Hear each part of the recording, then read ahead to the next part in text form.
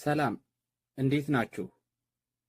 ይሄንን ቪዲዮ ህሊና ያለው ሰው የሆነ ሁሉ እድሜ፣ ጾታ፣ ዘር፣ ሃይማኖት፣ ቀለም ሳይለይ ሸር ቢያደርገው ጥሩ ነው።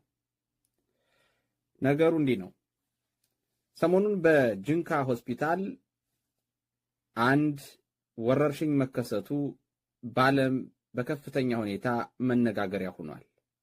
ይሄ ወረርሽኝ የተከሰተው ቫይራል ሄሞሮጂክ ፌቨር በሚባል ቫይረስ የማርበርግ ወረርሽኝ ተከስቷል ብሎ የዓለም አቀፉ የጤና ድርጅት ይህንን ወረርሽኝ ማስቆም የሚችል ድጋፍ አድርጓል። በዚህ ወረርሽኝ የመጀመሪያው የወጣው ቁጥር ነው እንግዲህ ይህን የምነግራችሁ። ሁላችሁም በተለያዩ ሚዲያዎች ሰምታችሁታል። ይሄ ቁጥር ከወጣ በኋላ ምን ያክል ሰው ታሟል፣ ምን ያክል ሰው ሞተ፣ መረጃው በሙሉ ተዳፍኗል። የመጀመሪያው ቁጥር ግን 4 ሰዎች ታመው ሆስፒታሉ ሄዱ። ለእነዚህ ሰዎች የሕክምና አገልግሎት ያደረጉላቸው አንድ ዶክተር፣ አንድ ሐኪምና አንድ ነርስ አብረው ሕይወታቸው አልፈው 6 ሰው በዚህ በሽታ ማለፉ ተረጋግጧል።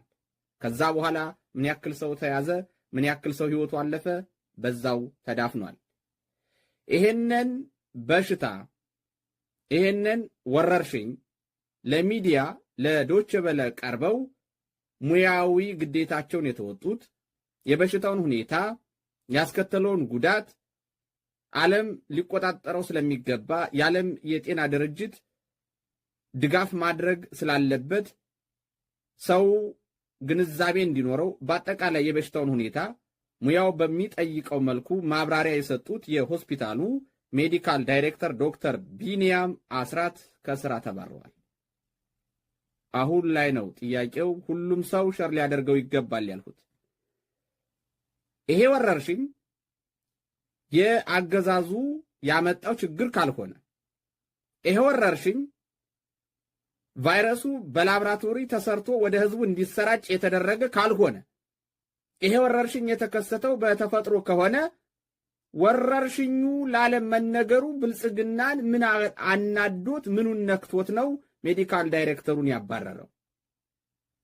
ወረርሽኙ በትክክል በብልጽግና ላብራቶሪ ውስጥ ስለተሰራ ብልጽግና ይሄንን ቫይረስ አሰርቶ አምጥቶ ወደ ህዝቡ ካላስገባው በስተቀር ይሄ ቫይረስ የኢትዮጵያን ህዝብ እንደ ቆሎ እንዲያረግፍለት ፈልጎ ይሄንን አደገኛ ቫይረስ የኢትዮጵያን ህዝብ ቁጥር መቀነሻ ለማድረግ ፈልጎ ካልሆነ በስተቀር የተከሰተው ችግር